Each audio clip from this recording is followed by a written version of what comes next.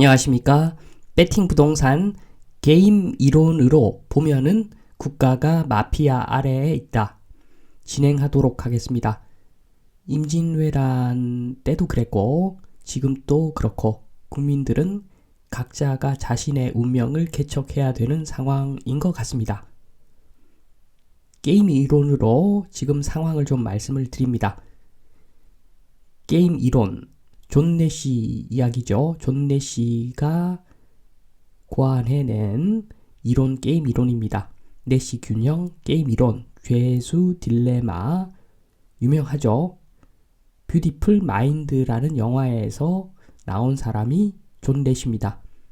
중간에 있는 사진이 젊을 때 모습이고 존 내시의 정신적으로 좀 병을 앓았었죠. 그것을 극복하고 연구를 해서 결국에는 인정을 받습니다. 존 내시는 엄청 유명합니다. 유명하죠. 경제 교과서에 내시의 균형 이론이 나옵니다.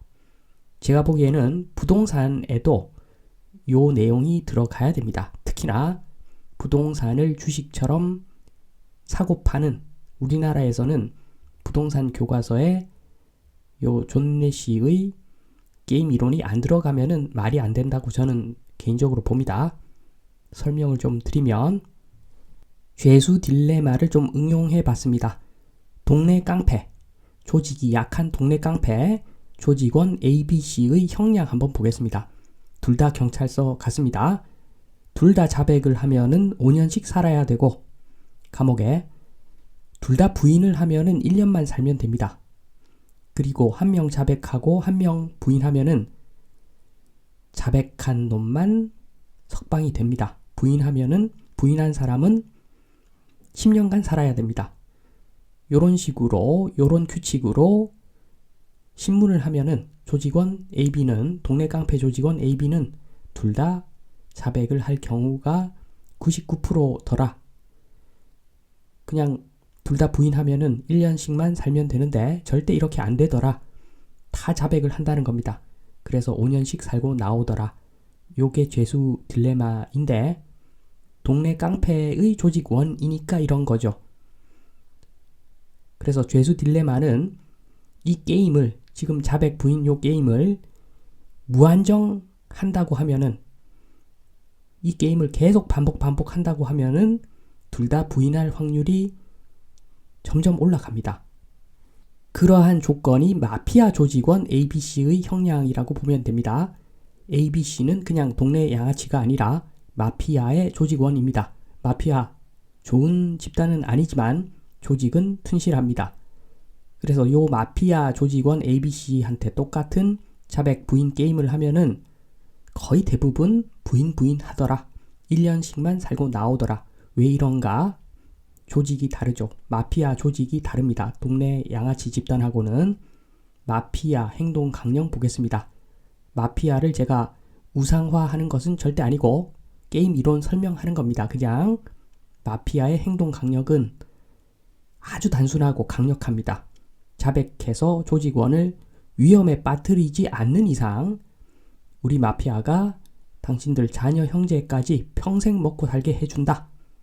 요게 굉장히 단순하면서 강력한 행동 강령이고 만약에 자백하면은 이번에 자녀 형제 평생 먹고 살게 해서 저 살게라는 글자를 죽게로 바로 바꿔버리겠다. 단순하고 강력하죠. 모든 사람이 부인을 합니다. 감옥, 경찰서 붙으려 하면 이것은 마피아라는 조직이 영속성이 있고 또 조직이 좀 뭉친다고 봐야 되겠죠. 이럴 때는 게임 이론이 성립이 안 되죠. 그러면 동네 양아치하고 대응되는 삼류국가의 국민 ABC의 행동을 한번 보겠습니다. A, C, B, C 두 가지 옵션이 있습니다. 부동산에 투기하는 방법 그리고 기업에 투자하는 방법. 기업에 투자를 해서 장기적으로 우리 다 같이 잘 먹고 잘 살자 이런 방향이 있고 부동산 투기해서 당장 나는 잘 먹고 잘 살겠다 이런 방법이 있는데 삼류국가는 이런 인식을 심어줍니다. 부동산 투기 A하고 B 똑같이 하면은 5억 정도 벌더라. 그런데 A씨, B씨 둘 다 기업에 동시에 투자를 하면은 경제가 좋아져 가지고 그냥 30억씩 벌더라. 고용도 좋고 경제도 좋고 부동산도 덩달아 오르고 기업 투자 할 때 이렇게 되는데, 그런데 한 명 부동산 투자하고 한 명은 기업 투자하면은 기업 투자한 사람은 빚쟁이를 만들어 줄 것이고 부동산 투자를 한 사람은 부동산 투기한 사람은 10억 줄게. 이런 식으로 삼류국가는 암묵적인 강령을 만드는 거죠. 그러면 바보가 아닌 이상 모두 부동산 투기를 하겠죠. 우리가 잘 아는 나라가 지금 이렇게 돌아가고 있습니다. 제대로 돌아갈 리가 없죠. 반면에 인류국가의 국민 ABC 행동 보겠습니다. 똑같은 조건을 걸었는데 기업에 다들 투자해가지고 30억씩 가져갑니다. 훌륭한 국가죠. 국민이 훌륭한 것이 아니라 국가가 훌륭하니까 이런 결과가 나오는 겁니다. 대한민국 국민들만큼 훌륭한 국민이 어디 있겠습니까? 문제는 국가죠. 국가가 문제입니다. 인류 국가의 정책 방향은 지금 우리가 아는 나라의 반대라고 보시면 됩니다. 인류 국가의 국가 정책 방향 단순합니다. 오늘보다 내일을 위한 정책을 만들겠다. 고용과 GDP 증가시키는 투자는 특혜를 주겠다.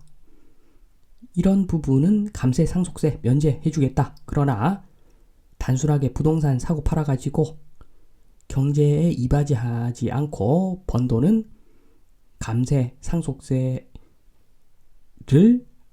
강하게 매겨가지고 아예 부가 되물림되지 못하게 하겠다. 이렇게 하면은 어떻게 되겠습니까? 모두 다 기업하려고 난리가 나겠죠. 부자에는 두 가지가 있을 겁니다. 기업해서 고용 창출해서 부를 쌓은 찐부자, 세습이 되는 부자죠. 부동산 투기해서 돈 좀 번 졸부, 세습이 안 되죠. 국가에서 이렇게 만들어야 되는 거죠. 이렇게 하면은 돈이 있는 사람들이, 부동산으로 돈을 번 사람들이 기업에 오히려 투자를 많이 할 겁니다. 그 돈을 상속하다가 다 날려버리는 것보다는 경제 발전을 위해서 기업에 투자를 할 수밖에 없겠죠. 국가가 국민을 애국자로 만드는 겁니다. 이렇게 하면은 국민이 국부 증진을 위해 힘쓰게 해서 모든 자산 가치가 다 오르겠죠. 대한민국 자산 가치가 다 오르겠죠. 대한민국에 있는 기업 가치도 올라가고 덩달아 부동산도 올라가겠죠.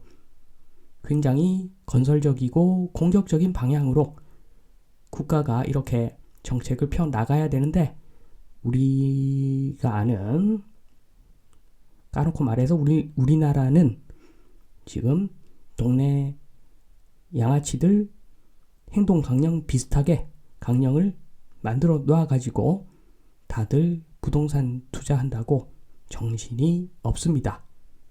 그래서 국가가 동네 깡패 수준일 때 나타나는 현상, 우리가 지금 보고 있는 현상입니다. 전세 가격이 있고 전세 제도라는 게 있어가지고 그것을 위해서 국가가 보증까지 서줍니다. 기업들이, 기술 있는 기업들이 융자를 받을 때 신용 보증 같은 것을 국가가 해줘야지 전세 보증이 웬 말입니까? 그래서 어거지로 전세 제도를 살려놓으면서 전세 가격이 1이면 매매 가격은 2, 3을 만들어 놓는 것이 지금 현 상황입니다.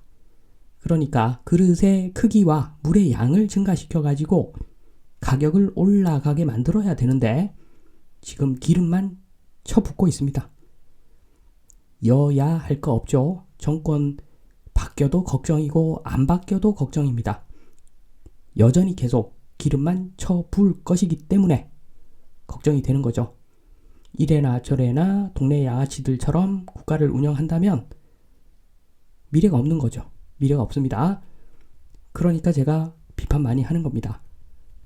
장기적으로 부동산이 정말로 많이 올라가려면 경제가 튼튼해지는 방향으로 정책을 펴야 된다 말씀드리면서 이만 마치도록 하겠습니다. 감사합니다.